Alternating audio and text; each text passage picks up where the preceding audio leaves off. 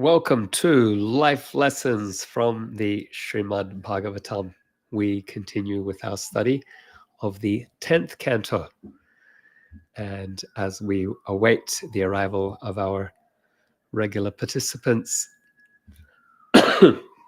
excuse me, I will chant some prayers of invocation. Otherwise, we already have some arrivals on Instagram. Welcome Ashok and Luciana Yuka. Thank you for being here. I'm just going to chant some prayers of invocation as we await the arrival of our participants. And then we go into today's topic, which is the demise of Dantavakra and Krishna's return to Vraja. That might surprise you. Did Krishna actually return to Vrindavan after leaving? Stay tuned to find out. Canto 1, Chapter 2, Text 4. Narayanam namaskritya naram chaiva narottamam devim saraswatim vyasam tato jayam udirayet. Before reciting the Srimad Bhagavatam, which is the very means of conquest, one should offer respectful obeisances unto the personality of Godhead, Narayana, unto Narayana Rishi, the supermost human being, unto Mother Saraswati, the goddess of learning, and unto Srila Vyasadeva, the author. Canto 1, Chapter 2, Text 17.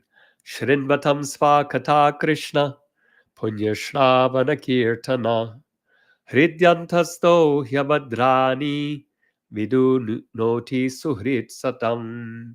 Shri Krishna, the personality of Godhead, who is the Paramatma, super soul in everyone's heart and the benefactor of the truthful devotee, cleanses desire for material enjoyment from the heart of the devotee who has developed the urge to hear his messages, which are in themselves virtuous when properly heard and chanted. One more verse. Canto 1, Chapter 2, Text 18. Nasta prayeshu abhadreshu nityam bhagavata sevaya bhagavati utama shloke bhaktir bhavati naishtiki. By regular attendance and classes on the Bhagavatam and by rendering service to the pure devotee, all that is troublesome to the heart is almost completely destroyed, and loving service unto the personality who is praised with transcendental songs is established as an irrevocable fact. Welcome. Thank you for being here for Life Lessons from Srimad Bhagavatam, both on Facebook and on Instagram as well. Joining us on Facebook, we have Gandaki, who says, Hare Krishna. Thank you for joining. Gandaki, grateful to have you here. Achutananda joining us from the UK, who says, present, marking himself present for class. Wonderful. Thanks for joining, Achutananda. Sri Gandharvika, my wife, joins us from work at Jacobi Hospital. Welcome, Sri Gandharvika. Thank you for joining. Shama Manjari, joining us from South Africa, says, Hare Krishna, Sri Prahlad Prabhuji, and all assembled devotees. Thank you for joining us, Shama Manjari. We have Janaki joining from Hungary in Europe. Janaki says, Hare Bol from Janaki Dasi. And then on Instagram, we have Ashok JPS, who says, Hare Krishna Prabhu, and offers humble obeisances. We have Jasmine24. We have Bhagavat Tom, who is a regular participant, and Tejshri is also with us. Thank you all for joining. To our topic, the demise of Dantavakra and Krishna's return to Vraja. This will be a very interesting discussion today. So once again, it's the 10th canto of the Bhagavatam, chapter 78, and we are discussing Dantavakra and Krishna's return to Vraj. We love stories of someone who did some accidental service and then somehow got purified and delivered. Someone who accidentally stayed up all night and fasted on Narasimha Chaturdasi because he had had a fight with his girlfriend and then in his next life was born as a pure devotee. That's a story that's there In the Shastras, some of you will know who that personality is. There are stories of a mouse stealing ghee from a lamp and accidentally lighting another lamp and getting benefit because his whiskers caught fire. And the fire went from one whisker to the next and lit a second lamp as the first one was about to go out. And the mouse getting blessed with liberation for unknowing, unintentional devotional service.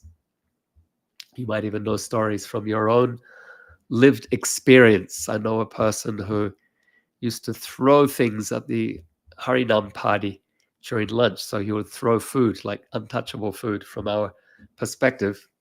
But he would do this every lunchtime. But after a period, he thought, who are these people? They are so sincere. And so when he found a book in the garbage, he took it, read it, and ended up joining. So some kind of unknown service there along the way. And I can say in my childhood, devotees did all kinds of things to get people to chant or take prasadam. You might have participated in such actions, even, I dare say, taking flowers for the deities to bless the flower grower. However, we're also told that we need to be attentive in our service, that we need to chant with attention, that we need to serve with love and devotion and have this sense of making an offering of service to Krishna. So how do these things go together? On one hand, we're encouraged that any kind of unconscious service is a great blessing, agyata sukriti. On the other, we are encouraged to be conscious and to serve with attention and devotion. So which is it? Maybe you've been confused about this apparent contradiction. And today we can explore and get some insight as we discuss Srimad Bhagavatam Canto 10, chapter 78, verses 1 to 21, concerning the demise of Dantavakra and his brother Vidhurata. Om Namo Bhagavate Vasudevaya. Om Namo Bhagavate Vasudevaya. Om Namo Bhagavate Vasudevaya.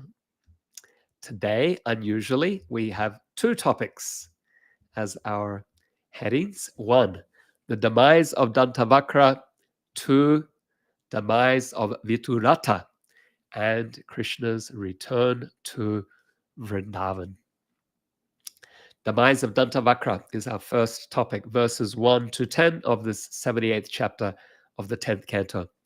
Sukadeva Goswami says how after the killing of Shishupal, along with others such as Shalva and Pundraka, a demon named Dantavakra was very much angered and disturbed because these demons were his friends.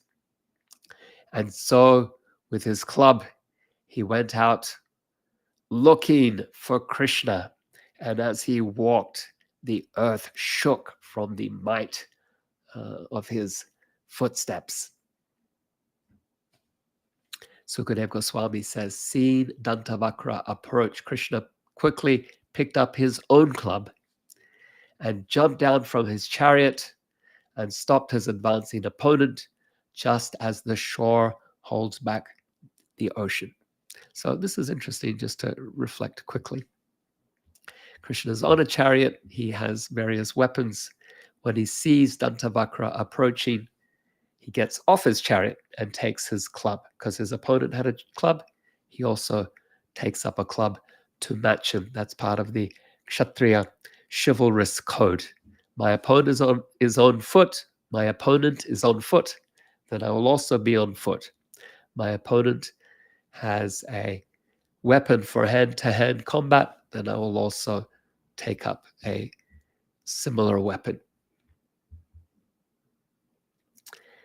And so, raising his club, Dantavakra said to Krishna, what luck that you have come before me today.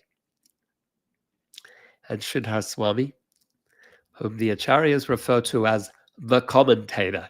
That's interesting. Why is Sridhar Swami the commentator? Because there have been so many people that comment on the Bhagavatam, but our acharyas refer to one of these personalities as the commentator.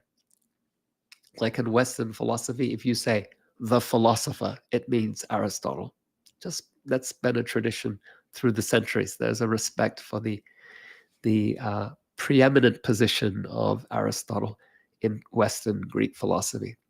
And so in our tradition, when the acharyas say the commentator, specifically in relation to the Bhagavatam, they mean Sridhar Swami. So Sridhar Swami, he comments, he says that Dantavakra, he says, what luck that you have come before me. And Sridhar Swami says, yes, he's been waiting 3 lifetimes for this. 3 lifetimes, because he is one of the gatekeepers to Vaikuntha, Jaya and Vijay, who had been cursed to take birth as a demon 3 times, 3 lives. And so hence, what luck. That's Sridhar Swami's. Whether or not Dantavakra intended this is what Sridhar Swami is appreciating in the words of Dantavakra. He says to Krishna, you are my maternal cousin, Krishna, but you have committed violence against my friends. And now you also want to kill me. Therefore, O fool, I will kill you with my thunderbolt club. Refers to his club as a Vajra, as a thunderbolt. Indra, he has a Vajra weapon made from the bones of Dadichi, shaped like a club. And so this Dantavakra, he also sees his club as like a thunderbolt. It's interesting, he's referring to Krishna as his cousin. They are related. Dantavakra's mother, her name was Shrutashrava. She was the sister of Vasudeva, Krishna's father. Dantavakra further said, I, who am obliged to my friends, will have repaid my debt to them when I kill you. You are my enemy disguised as a relative, and you are like a disease within my body, and you have to be cut off. You have to be excised. By killing you, I will cut off the disease from my own family, because otherwise there's a potential, if the disease isn't eliminated, there's a potential that the disease will spread. So he wants to kill Krishna as a kind of amputation of some a disease that's come over his family. And so he speaks these very harsh words to Krishna, and then he takes his club, strikes Krishna on the head with it, and roars like a lion. Although Krishna has been struck by Dantavakra's thunderbolt club, he did not budge. He was not shaken from his place on the ground, on the battlefield. Rather, he took up his own Komadaki. Komadaki is the name of Krishna's club, and he struck Dantavakra in the middle of the chest. And this, the Bhagavatam tells us, this would be interesting for Sri Gandharvika, my wife, studying cardiology. This caused Dantavakra's heart to shatter, Sukadeva Goswami tells us. His heart shattered on account of being struck on the chest by Krishna's club, Komadaki. He vomited blood and he fell down lifeless on the ground, his hair disheveled, his arms and legs sprawling here and there. And then something most wonderful happened. You might be able to guess what this is, to anticipate what happened next. People saw a most subtle and wonderful spark of light rise up from the demon's body and enter into Krishna's form, just as took place when Shishupal had been killed by Krishna as well. We can pause here and reflect some life lessons. Actually, our acharyas, they have a lot to say about this pastime. When I read the commentary of Sanatan Goswami, It went for pages and pages and pages. It's most unusual. Some of his commentaries, they are lengthy, but this is a very, very lengthy commentary on this passage. And you might wonder why. There's nothing quite extraordinary in terms of Krishna being challenged by a demon and then killing that demon. What's extraordinary, and what Sanatana Goswami and then Vishwanath Chakravarti Thakur after him further discusses. Actually, Vishwanath Chakravarti Thakur's commentary is a bit shorter. But he says that this took place in Mathura. And that's what they discuss at length. This took place at Mathura. And you don't get that from the Bhagavatam, because what we were discussing was Krishna's killing Shalva in Dvaraka, right? Remember, Shalva came with his magical aerial vehicle, aeroplane, designed, manufactured by the architect of the demons, Maya Danava. And Krishna, he destroyed that aeroplane, and then he killed Salva. And then Sukadeva Goswami ends the chapter 77, by saying that Dantavakra came running towards Krishna. And then this chapter begins with it picks up exactly from that point. It says that Dantavakra, he was acting out of friendship for Salva and Shishupal and other demons. And he traversed the earth and approached Krishna, spoke harsh words. So we assume that this is all taking place in Dvaraka. That's what we would assume reading the Bhagavatam. Our acharyas, they say this is not the case, that it took place in Mathura. And they quote a verse, or actually a section of verses from the Padma Purana. So the Padma Purana's account of this pastime is what is discussed at length by our acharyas. One particular verse in the says, then hearing that Shishupal had been killed, Dantavakra went to Mathura to fight against Krishna. When Krishna heard of this, he mounted his chariot and went to Mathura. So a slightly different version of events, that Krishna, we can say Krishna is in Dvaraka, he's killed Shalva, and then he gets in the meantime, Dantavakra gets news that Krishna has killed Shishupal, so he goes searching for Krishna. Our acharyas say first he went to Indraprastha, didn't find him there, then he went to Mathura, because that's the capital, the old capital of the Yarus, that's where Krishna had lived. And so Dantavakra, he's gone to Mathura to find Krishna there and to fight with him. And then Krishna hears the news, Dantavakra is looking for you, he wants to kill you, he's in Mathura. And so Krishna mounts his chariot, which can move at the speed of the mind. So in a second, Krishna arrives in Dvaraka, in Mathura, to confront Dantavakra at the gate of Mathura. And Sanatana Goswami further says that there is a particular village, even today, it's called by a name like Dantiha, which Sanatana Goswami is a corruption on Dantavakraha, or the place where Krishna killed Dantavakra.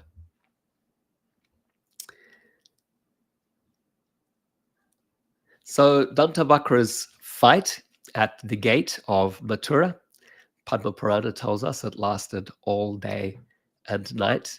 And then finally Krishna struck Dantavakra with his club, at which point Dantavakra fell lifeless on the ground, all his limbs smashed like a mountain, shattered by a lightning bolt. And he achieved liberation. And we read this in the Bhagavatam. More detail is given. He was given a form equal to Krishna's, and thus he achieved Krishna's eternal supreme abode, attainable by perfect yogis, which bestows the happiness of everlasting spiritual bliss. Padma Purana specifically says, so it was that Jai and Vijay, apparently cursed by Sanaka and his brothers, but actually to facilitate Krishna's pastimes, descended to this material world, and in 3 consecutive lifetimes were killed by the Lord himself. Then, at the completion of these 3 lifetimes, they attained liberation. What were the 3 lifetimes? What were the 3 demon pairs that Jai and Vijay appeared as? Anyone remember? Very famous demons. The first pair was 2 brothers named the Gold Brothers. That's my hint for you. The Gold Brothers. Hiranyaksha and Hiranyakashipu, killed by 2 incarnations, Varahadev and Narasimhadev. The second pair is Ravana and Kumbhakarna. Yeah, there we are. Nina says Hiranyaksha. The second pair, Ravana and Kumbhakarna. The third pair, Shishupal and Dantavakra. So here's an interesting question there for us, because we see that Shishupal and Dantavakra achieved liberation. Why did they achieve liberation? They're being killed by God. So to be killed by God is also a blessing. But then the question comes up, why these other demons, Hiranyaksha, Hiranyakashipu, Ravana, Kumbhakarna, were not liberated despite being killed by incarnations of Vishnu. Now we can say, oh, well, they were cursed to have 3 lives, and fair enough. But if there is a principle that the demons who are killed by God are purified and liberated, then why were these other demons not purified and liberated? So there's the question.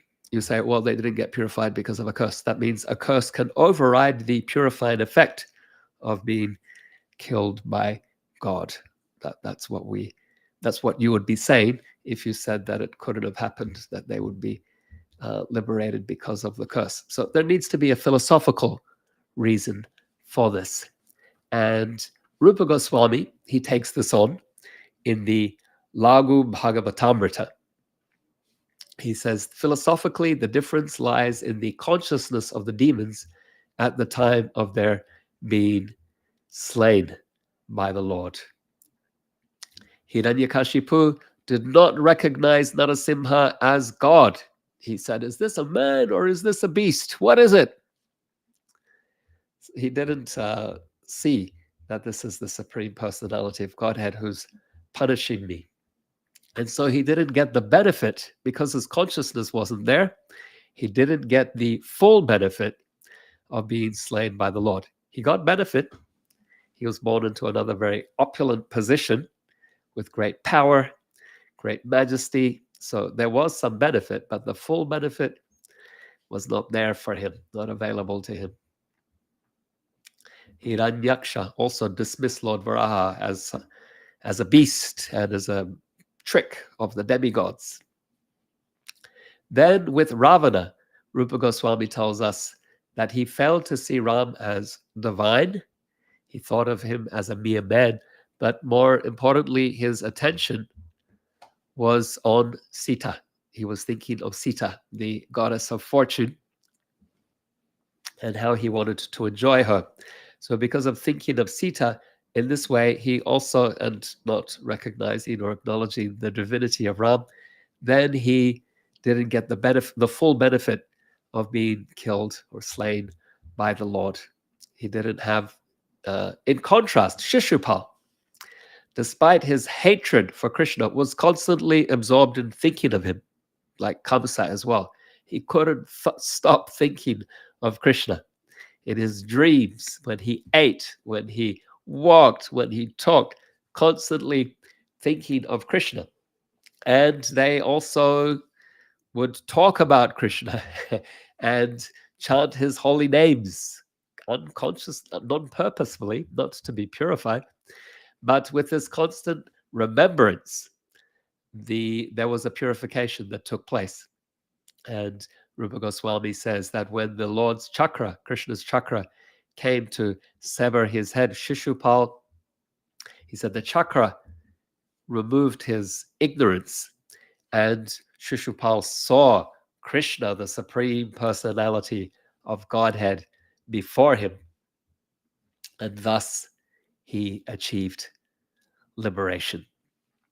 So Shishupal, Dantavakra, killed by the Lord, they get the benefit of being killed, a greater benefit in being killed by the Lord, because they are conscious of the Lord at the time of their death. Now, how does this apply to you and I in our lives? The liberation of Shishupal, Dantavakra, being killed by Krishna.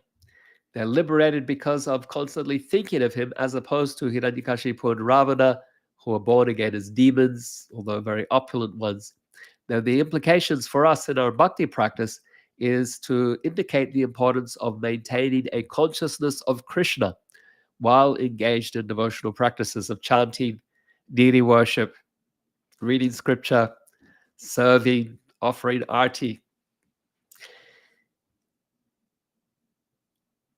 To be conscious, to be Krishna conscious, is more effective when we engage in these practices than if we are to engage with them unconsciously. Of course, there's always benefit.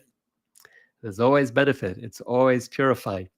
But there is a greater benefit when we engage in these activities consciously, when we are attentive. Our mind is present to the sound of the holy name. Our mind is present to offering with an attitude of devotion, with an attitude of loving service. Therefore, even though unconscious service, inattentive practice is beneficial, chanting with intention and attention is even more powerful. So there we are.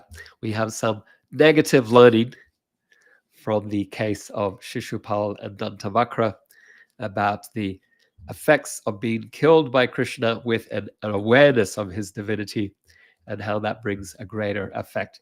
And so with our bhakti practice as well.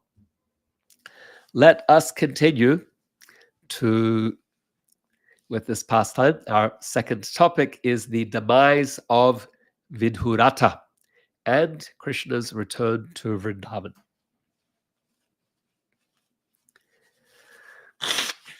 Excuse me.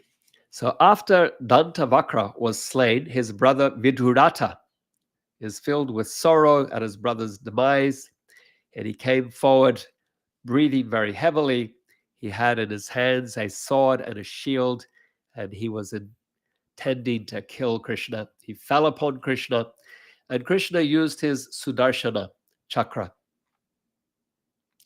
to remove the head of this demon, also to remove his head was adorned with a helmet and earrings. And so, having destroyed Shalva and his Shobha aeroplane, along with Dantavakra and his younger brother, all of whom were invincible. If you remember, Pradyumna, he wasn't able to defeat Shalva. Krishna has defeated Shalva. Krishna has defeated these other demons as well. And so the sages, the siddhas, the Gandharvas, the demigods, the Vidyadharas, the Apsaras, the Charanas and Pitas, they all congratulated Krishna by celebrating. They sung songs, they showered flowers, and Sukadev Goswami says, Krishna, he entered his decorated capital city in the company of the eminent Rishis. Thus, Krishna, the Supreme Personality of Godhead, Master of all mystics, is ever victorious. Only those of beastly vision think he sometimes suffers defeat. That's how Sukadeva Goswami concludes this section. We can pause once again to reflect, and we can reflect again by referring to the lengthy commentary of our acharyas on this section. They discuss how after killing Dantavakra and Vidhurata in Mathura, Krishna returned to Vraja before entering his capital city of Dwarka. Again, they quote the Padma Purana, which says, after killing Vidurata, Krishna crossed the Yamuna and visited the cowherd village of Nanda, where he consoled his aggrieved parents. They showered him with tears and embraced him. The Lord then paid his respects to the elder cowherds and delighted all the residents with generous gifts of clothing, ornaments, and more. Keshava continuously engaged in playful activities with the cowherd women on the enchanting banks of the Yamuna, which was adorned with sacred trees. Taking on the role of a cowherd, Krishna resided there for 2 months, reveling in intimate pastimes characterized by various expressions of loving reciprocation. So those are the citations from the Padma Purana. Our acharyas say that although Krishna's return to Vraja is not explicitly described in the Bhagavatam, they say it is there. It is implied in different places. For example, in the first canto, chapter 11, verse 9, when Krishna enters Dwarka, the queens, they say, "O lotus-eyed Lord, whenever you depart for Mathura, Vrindavan, or Hastinapura to meet your friends and relatives, each moment of your absence feels like 1,000,000 years."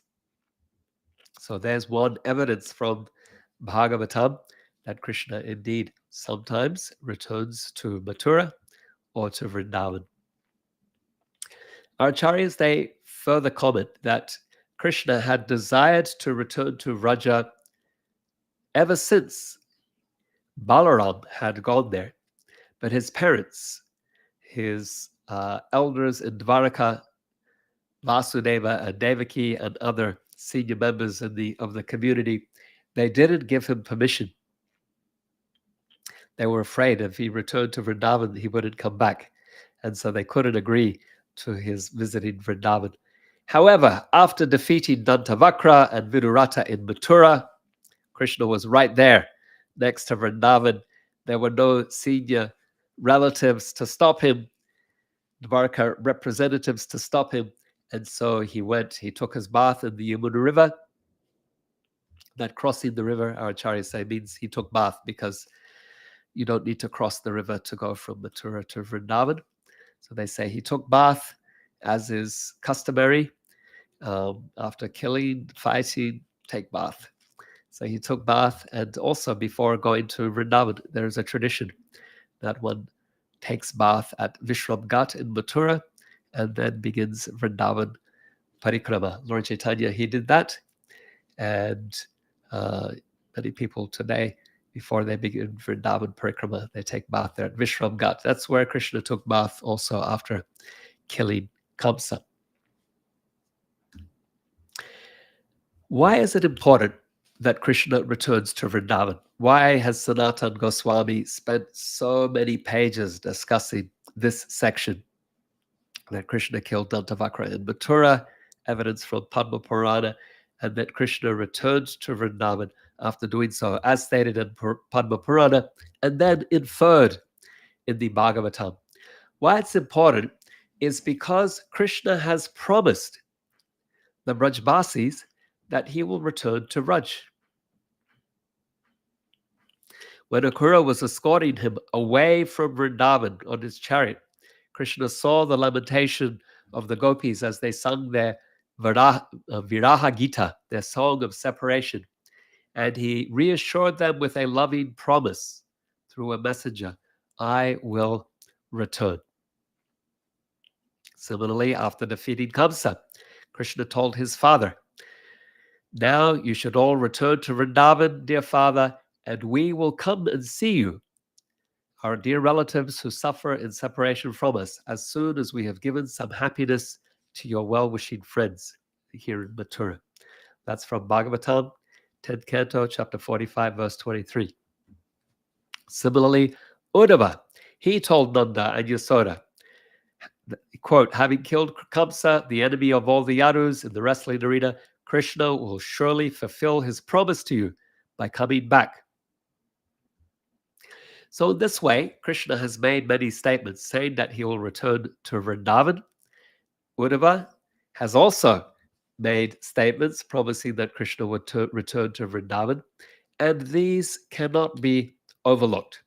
Sanatana Goswami says, if Krishna satisfied the request of Akrura to visit his home, and Kubja, that Krishna visit her home, when they asked only once, would he not fulfill his promise to the people of Vraja? Therefore, Sanatana Goswami, Vishwanath Chakravarti Thakur, and our other acharyas, they say, therefore Krishna went to Vrindavan. He dispelled the feelings of separation of the inhabitants there. He stayed for 2 months, enjoying wonderful pastimes just as before his leaving, when he had initially left to kill Kamsa. So, what can we take from this in terms of our own practice and our own reflections on bhakti? Krishna is demonstrating his commitment to uphold his promises to return to Vrindavan after returning to Mathura to kill Dantavakra, offers us cause for great hope in the process of devotional service. Why? Because throughout texts like the Bhagavad Gita, Krishna makes promises to us. He says, if you surrender to me, I will protect you. If you think of me and serve me with love as my devotee, you will come to me. I promise you this. So Krishna makes these assurances, and these assurances are repeated. They are echoed by his devotee representatives like Srila Prabhupada, who makes promises. He says, if you follow these principles and chant 16 rounds and you abide by this process, you will go back home, back to Godhead. So these promises, they form a sacred covenant, a bond of trust between Krishna and his devotees. When Krishna says, anyone who says, Krishna Tomara Hana, Krishna, I am yours, they become my ward. They are forever under my protection. That's a promise made. It's a covenant. It's a bond. There's a relationship established between Krishna and his devotee. When we fulfill our part of this spiritual agreement, we can be confident that Krishna will honor his side as well. And this knowledge that Krishna consistently keeps his promises, it reassures us and it fortifies our faith in this covenant, this bond, and the process of devotional service.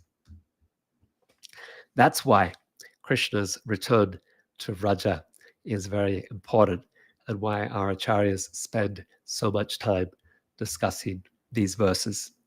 So let's summarize then. We've been discussing the 10th canto of the Bhagavatam, chapter 78, concerning Krishna's slaying Dantavakra and Vidurata in Mathura, and his return to Sri Vrindavan Dham. We can conclude and summarize by offering a prayer. And in the meantime, if you have any questions or reflections, put them there in the chat, whether you're on Instagram or on Facebook. We can continue to explore these topics. Beloved Krishna, in the saga of Dantavakra's fall at Mathura, we discern a profound teaching on the power of mindful attention in our devotion. You have shown us that even those who bear enmity in their hearts, when fixed upon you, find a path to liberation. So let our every utterance of your name our every prayer, our every act of worship, and our efforts to study the scripture be imbued with intention and the deepest attention, keeping you in the sanctum of our consciousness. Your return to Vraja after slaying Dantavakra, crossing the Yamuna to fulfill your promise, demonstrates the sacred trust between you and your devotees. Your words, echoing through the words of Shastra and the lips of your pure devotees, establish a covenant. We surrender unto you, and in return, you assure us of your love and protection. Grant us the strength to honor our part in this holy pact, our only hope of returning to your divine embrace.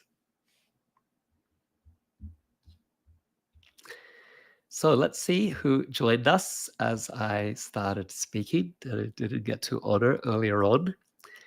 And once again, in the meantime, if you have any reflections or questions, put them there in the chat. We have with us Kirtina, joining from Norway. Thank you for being here with us, Kirtina. So grateful for your presence every time, every class. Sundar Shyam says, replying to Shama Manjari Dasi, thank you. Thanks for being here, Sundar Shyam. Nina Suman says, Hiranyaksha. That's a response to a question I asked earlier about who the earlier births of the three demon pairs that were the births of Jai and Vijay.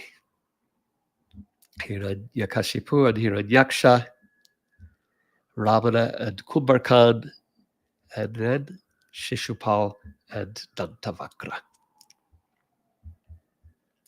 Ganga Seva says, Hare Krishna, Sri Prahlad Prabhu, please accept my humble obeisances, all glories to Srila Prabhupada.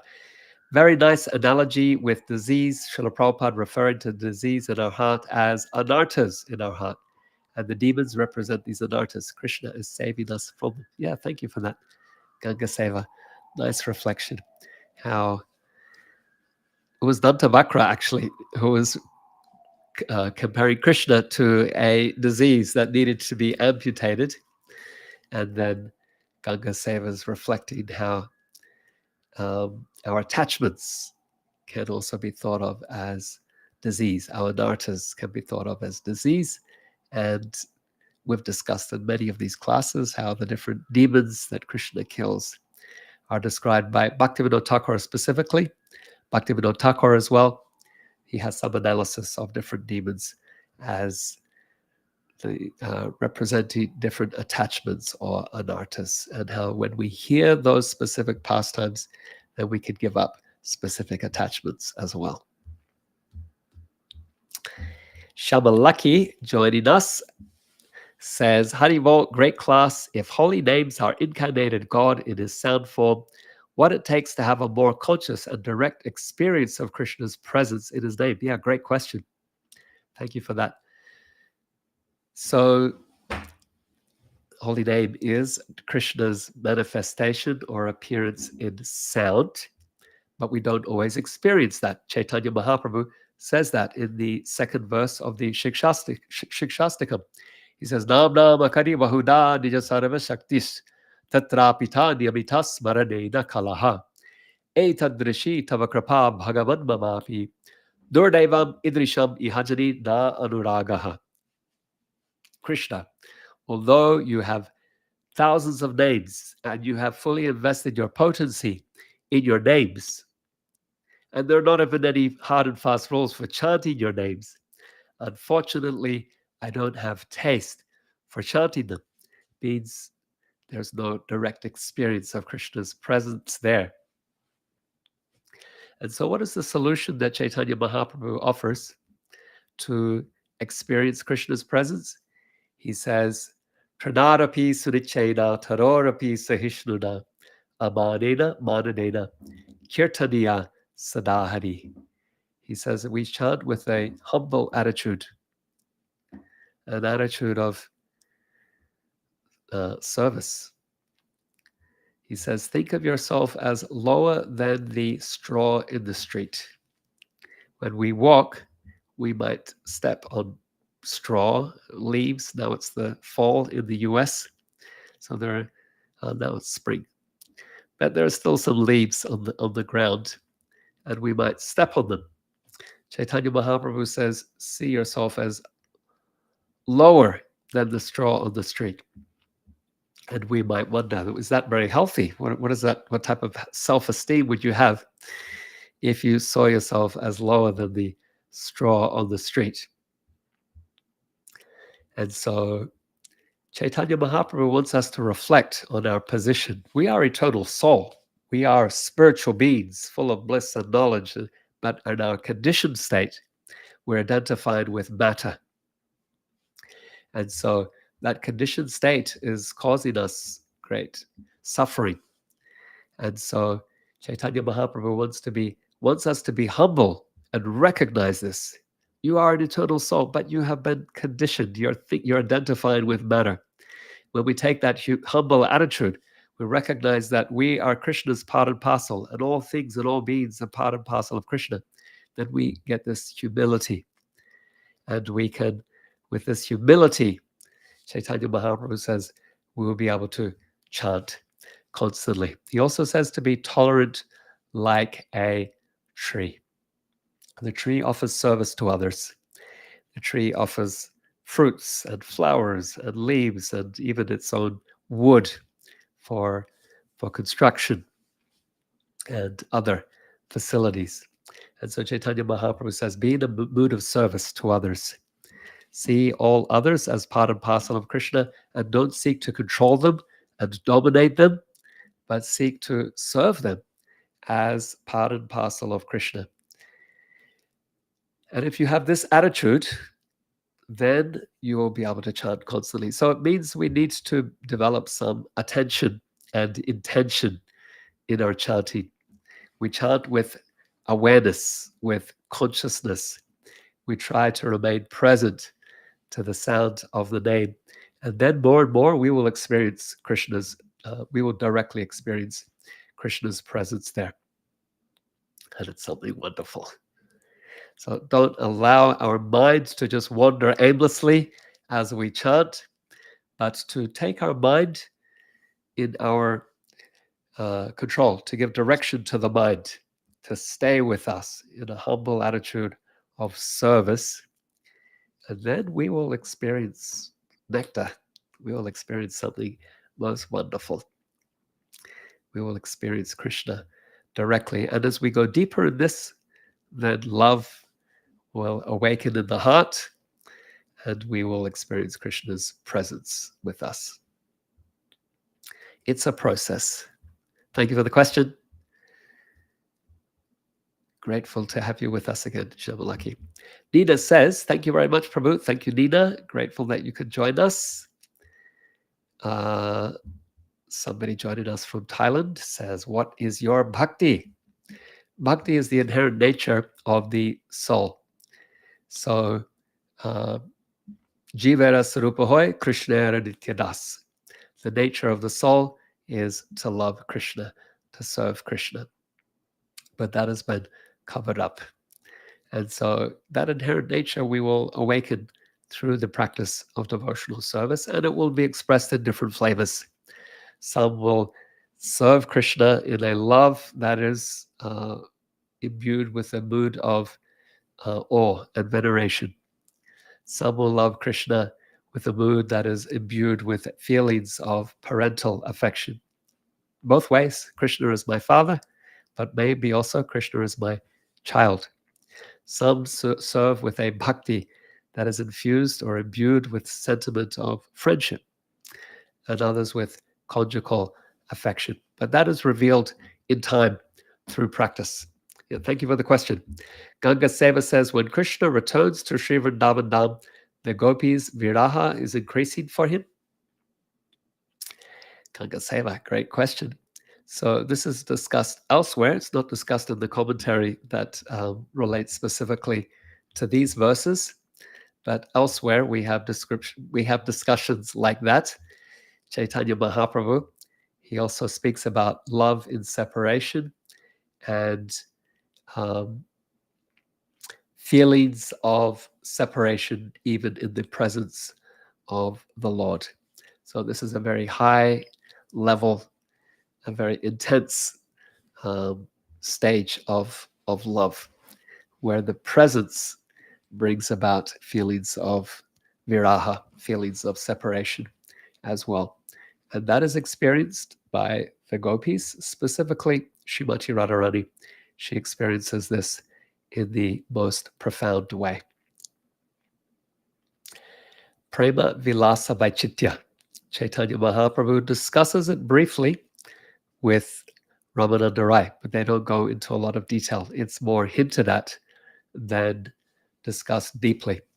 But you can think of Chaitanya Mahaprabhu, who is Krishna himself, with the bhavana, with the duty and the complexion of Sri Radha.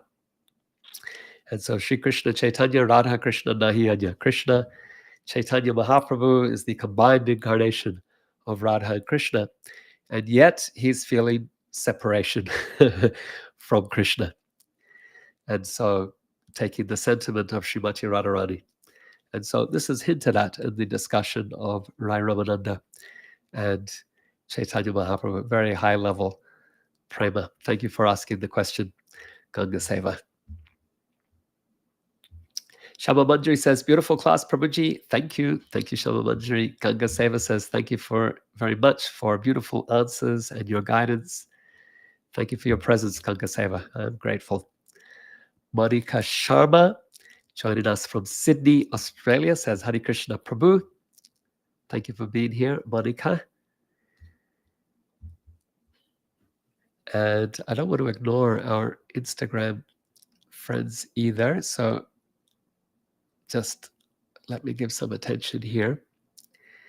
We have Hari Raval. We have Deep Rest Yoga. Thanks for being. Sterling Diana. Thanks for joining. Ashram Krishna. Seva Priya.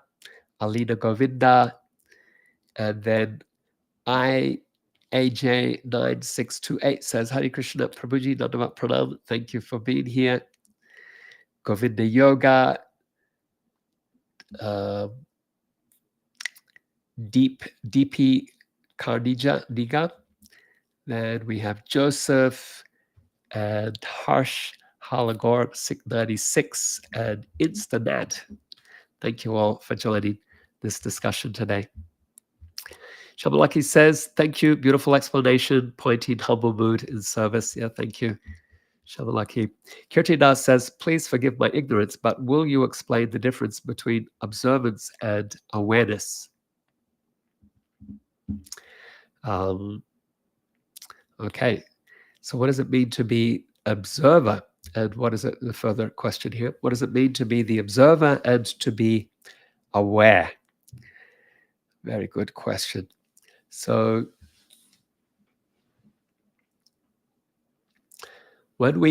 Krishna, he is the observer. He is Paramatma within the hearts of all living beings. He is observing the activities, the desires of all living entities, and he's impartially ordaining for each the rewards and the punishments of our actions. Sarvasya chaham hridi sanivisto matas mriter jnanam apo hanamcha. Krishna says, I am in the heart of all living beings. So he's there as the observer. In yoga practice, there is a practice, it's described in the 11th canto of the Bhagavatam, that the yogi also takes the role of an observer. And what they observe is their conditioning state. They observe the wanderings of their mind. They observe their reactivity to the sense objects and how their mind is affected by that. And so taking the role of an observer, following Paramatma, we can say, is a powerful yogic type practice to become aware of our conditioning and to become aware of our attachments, our reactions to other people, to other things in our environment. And so it helps with self-realization. And then as we observe like that, we can also understand that I am not my mind. I see how my mind reacts, but it is separate from me. I am not my senses. I see how my senses are conditioned, but they are separate from me. And I can recondition my mind. I can control my mind. I can control my sense. I can reprogramming my sensory attachments. And similarly, the yogi can observe their intelligence as well. And so in this way, the yogi is able to separate themselves from their mind, from the intelligence, and then the false ego, ahankara, and to be able to see, okay, I'm identified as this. Therefore, because of that identification, therefore that attachment and that experience of happiness and distress. But I am not that with which I am identified, male, female, young, old, and so on, these different ego projections. Who am I? I'm soul. I'm Atman. And so by observing, the yogi becomes more aware of their conditioning, and they're able to separate their conditioned self from their eternal spiritual self. So observing can help this self-awareness or self-realization. And to observe and to become aware, then the bhakti yogi wants to direct the mind, intelligence, and ego towards devotional service. Let my mind, Krishna, be drawn to you. Let my intelligence be engaged in your service. Let my identity be as your devotee, as your servant. And so by observing and awareness, then the bhakti yogi will also seek to rededicate themselves or commit themselves to a bhakti practice. So observing and awareness can be very powerful. You can apply it. You can make it part of your regular sadhana. Particularly, you can incorporate this into your japa practice, your hearing practice, your deity seva practice.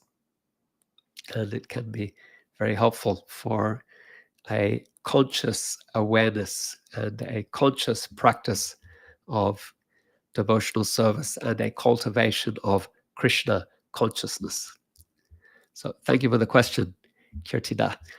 Joan is with us as well. Joan joining from Sydney or Moolamba says, Hari Bol. And another comment here, now Pravati awakening to Das Mahavidya. All right, very good. Achutananda says, thank you, Sri Palad. Kirtidas says, beautiful, thank you. And then on Instagram, we have Mary Manju 2021 who says, great class, thank you. Thank you very much. And a request to be, let's see that. Okay, thank you all very much. May you become more aware and attentive in your devotional practices. May you deepen your chanting, your taste for chanting, and your ability to experience Krishna incarnate in sound vibration. May you deepen your taste for hearing and discussing Srimad Bhagavatam and for hearing about, remembering, and glorifying Krishna's pastimes. May you deepen your appreciation of Krishna in the presence of Sri Vigraha, how he receives and reciprocates with your service as a cook, as cleaning, as dressing, and so on.